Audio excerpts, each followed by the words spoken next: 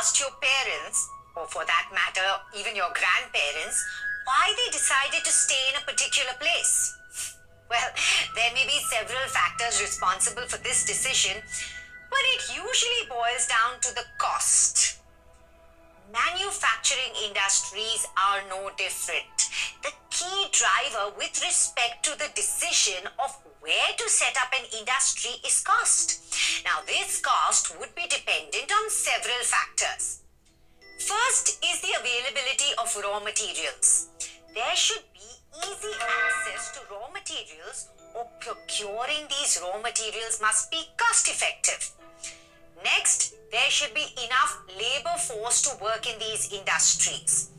Thirdly, these industries would need adequate capital and financing services to help them cover hefty costs like buying expensive equipment when setting up an industry. Next up is the requirement of power.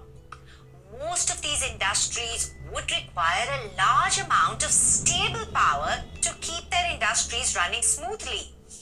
And finally, even if all these factors are available, the industries would not make any money until there are buyers. And that's why we need markets to act as an interface between the buyers and the sellers.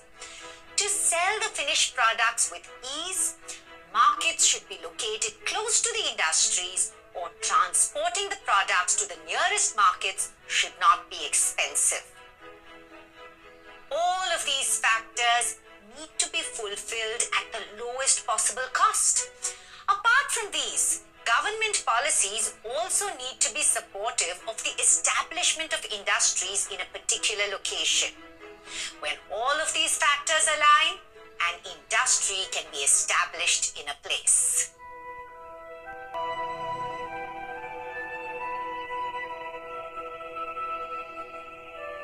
After an industry is set up, there are several consequences that follow.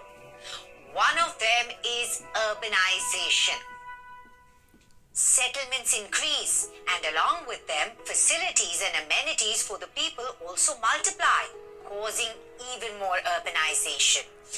For example, Pittsburgh in the USA got urbanized as a consequence of the development of its iron and steel industry. Sometimes industries are located in or near cities.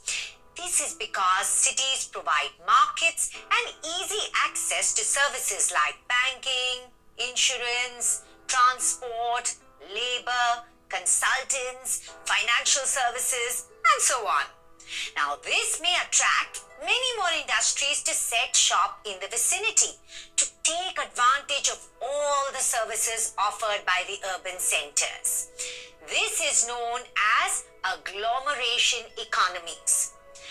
Now, if I were to ask you to tell me the names of some of the biggest cities in India, which cities would feature your list? New Delhi, Mumbai, Chennai, Kolkata. 3 of these cities are port cities. Is that merely a coincidence?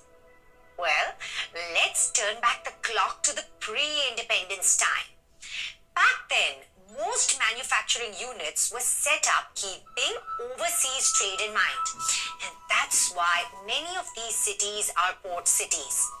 As a consequence, a few pockets of highly industrialized regions developed in these cities, and eventually they got urbanized, and in the present time they are among the top metropolitan cities in India.